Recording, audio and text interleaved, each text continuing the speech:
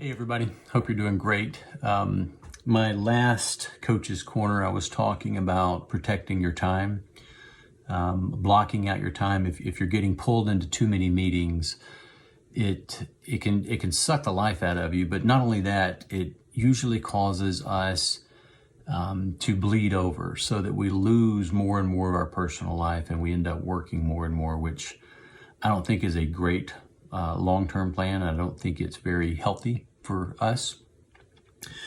So I wanted to give you a couple of pointers that we use to help clients have more effective meetings.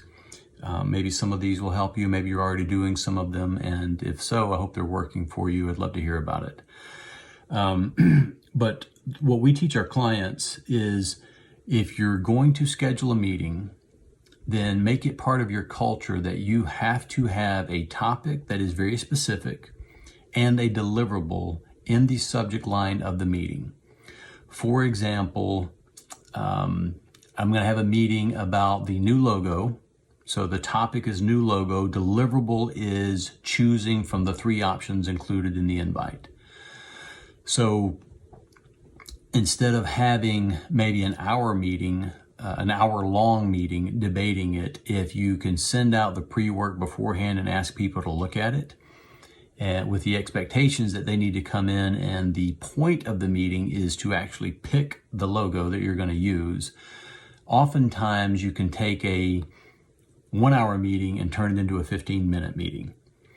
You may have heard the saying, it's one of my favorites, I don't need to know how to build a watch, I just want to know what time it is.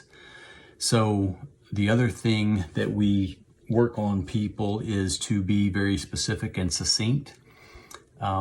We've sat in on meetings, when we're doing live coaching, and it's like we've got to tell you the history of the world before we get to the topic that we're talking to. And we always laugh, at the beginning of the meeting, it's like, in the beginning there was darkness, and we're like, hey, do we need to go that far back?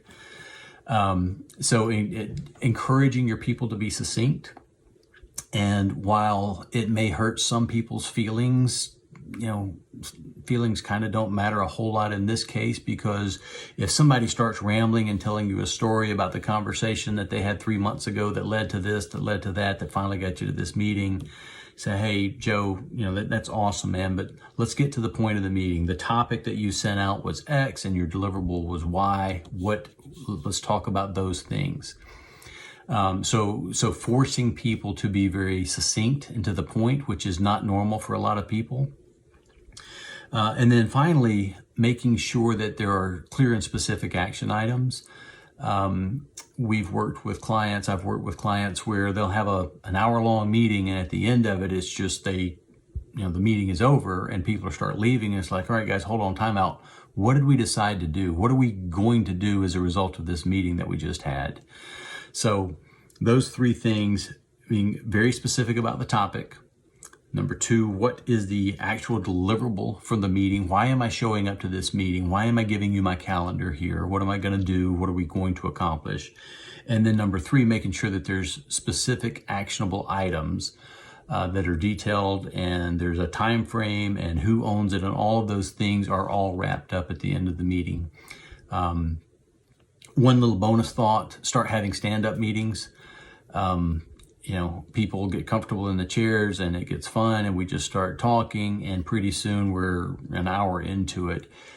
If things are going great and there's no sense of urgency in the organization and you're feeling lonely and you want to have an hour-long meeting, that's great. But please recognize that a lot of people, most people, would rather be more productive and leave early than have an hour-long meeting and have to stay longer in the day or come in earlier during the day.